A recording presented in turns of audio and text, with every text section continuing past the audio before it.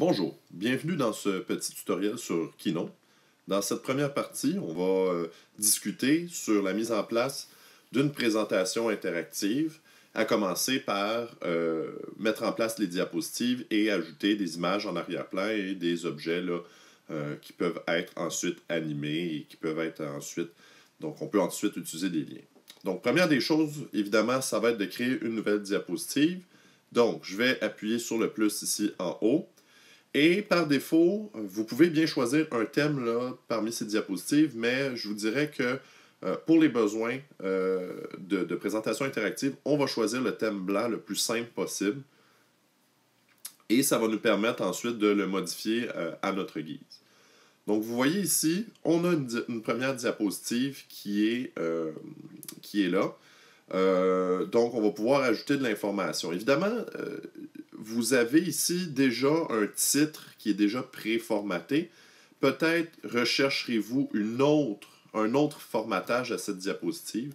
Alors, ce que vous pouvez faire, vous pouvez aller appuyer à gauche ici sur votre diapositive, donc dans la barre, dans la colonne à gauche. Et vous pouvez donc, vous avez un paquet de choix. Parmi ces choix-là, le dernier, c'est modifier le modèle de diapositive. Donc, en tapant sur celui-ci, vous avez des choix, là, des différentes possibilités de modèles avec du texte.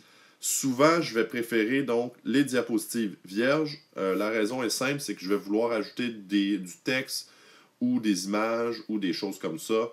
Donc, à ce moment-là, vous voyez, je vais donc choisir ici la diapositive vierge. Donc, je vais cliquer sur OK. Et là, pour une raison que j'ignore, celle-ci ne s'est pas transformée. Bref, si jamais ça fait comme présentement et là, ça ne se transforme pas, ce que vous pouvez tout simplement faire, c'est de supprimer des éléments. Donc, par exemple, ici, j'ai supprimé un titre et si je clique sur ce titre-là, je peux le supprimer ou encore je peux ajouter de l'information. Donc, voilà pour ça. Évidemment, si je veux ajouter une nouvelle diapositive, je peux le faire très facilement en cliquant sur le bouton ici en bas à gauche. Donc, et encore une fois, là, je peux ajouter une diapositive. Généralement, je vais choisir une diapositive blanche. Donc, voilà pour ça.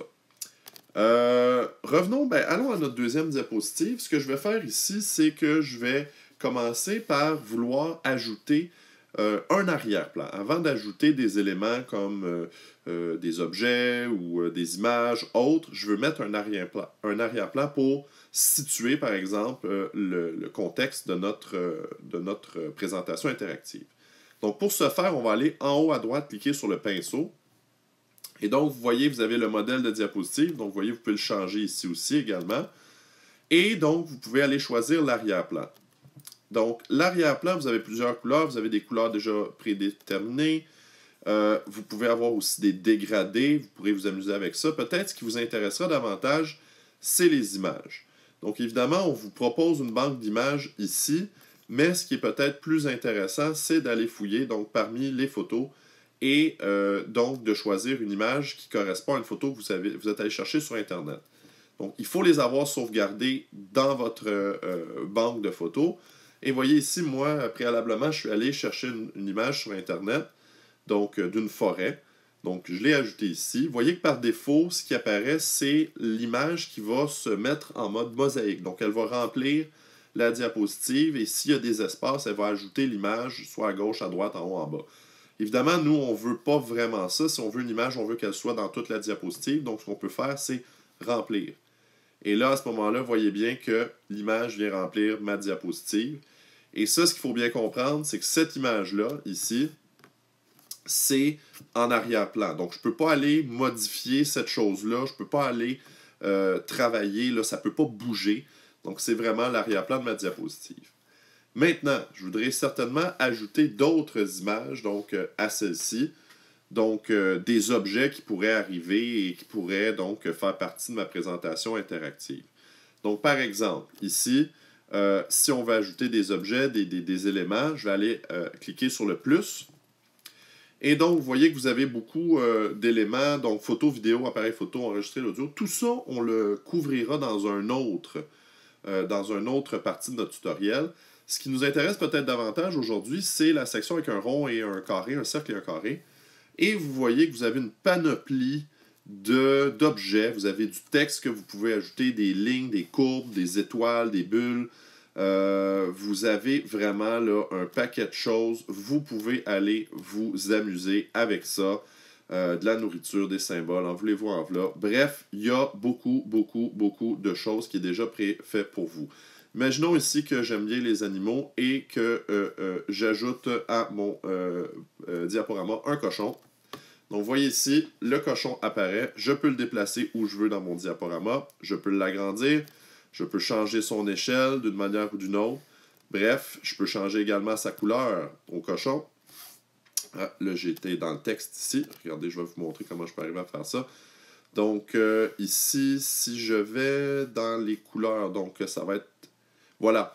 Donc, une fois que j'ai cliqué sur mon cochon, je peux aller cliquer sur le pinceau ici. Et voyez, là, vous avez plein d'options. Vous pouvez ajouter une ombre. Je ne sais pas si on va bien la voir d'ici, étant donné l'arrière-plan. Bon, c'est pas terrible. Je peux ajouter une bordure. On la voit un peu plus si je mets la largeur. Vous voyez ici. Vous pourrez vous amuser avec ça. Un reflet, j'ai jamais testé ça. Ah, voyez, donc on peut mettre un reflet, là, comme s'il y avait un miroir ici, on peut l'enlever. Opacité, ça peut être très pratique. Donc, des fois, on veut avoir des objets qui sont présents, ou des fois, on veut avoir des objets qui sont peu visibles ou invisibles. Donc, si je baisse l'opacité, vous voyez que mon cochon devient plus ou moins transparent. Donc, ça peut être intéressant. Vous voyez également qu'on peut venir changer l'information. On peut ajouter du texte dans le cochon. Tantôt, je l'ai fait un peu par mégarde, mais si je double-clique sur le cochon à l'intérieur de celui-ci, je pourrais écrire par exemple « cochon ». Et donc, j'ai du texte qui va venir s'insérer à l'intérieur. Et je pourrais aller modifier ce texte-là là, au même endroit où j'étais ici.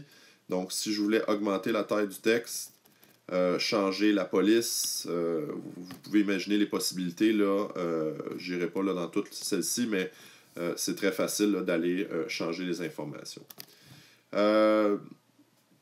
Sinon, pour le reste, vous pouvez avoir donc des effets là, de miroir là, horizontal et vertical. Donc, par exemple, si je veux avoir le cochon de l'autre côté ou comme ça, voyez ici. Je pourrais également donc bloquer mon cochon pour ne plus être en mesure de le redimensionner. Donc, c'est toutes des options que vous avez ici. Donc, je vais le déverrouiller si je veux continuer à le redimensionner. Autre chose qui est intéressante, c'est que dans certaines circonstances, vous voudrez avoir donc d'autres objets. Imaginons ici que j'ajoute un objet. Je vais ajouter ici donc un cheval. Donc, je vais agrandir. Je vais le mettre d'une couleur distincte pour qu'on puisse bien le voir. Donc, vous voyez, j'ai touché le pinceau. Je vais le mettre rouge, celui-ci, le cheval. Et donc, je vais le mettre dans l'autre sens, là, simplement pour qu'il fasse face vraiment là, à notre cochon. Et ici, vous voyez, si je déplace le cheval, donc le cheval va aller par-dessus le cochon. Il pourrait y avoir des situations où je voudrais que ce soit le contraire. Je voudrais que ce soit le cochon qui passe en avant du cheval. Donc, dans ce cas-là, ce que je vais faire, donc je vais aller taper sur le cochon et sur le pinceau encore. Vous voyez ici que dans l'onglet Disposition, on peut déplacer le cochon vers l'avant ou vers l'arrière. Donc, si je le déplace vers l'avant, que se passe-t-il ici? Vous aurez compris que le cochon est passé désormais devant le cheval. Donc, pour créer une espèce d'effet de profondeur, vous pouvez utiliser ces fonctions-là pour superposer différents éléments donc, qui s'offrent à vous. Donc, voilà. C'était une première courte capsule pour vous indiquer comment vous pouvez travailler avec certains éléments simples, les images en arrière-plan et également donc les images, les objets que vous pouvez ajouter. Donc avec tout cela, vous pourrez sans doute commencer à produire une présentation interactive de grande qualité sur Keynote. Merci.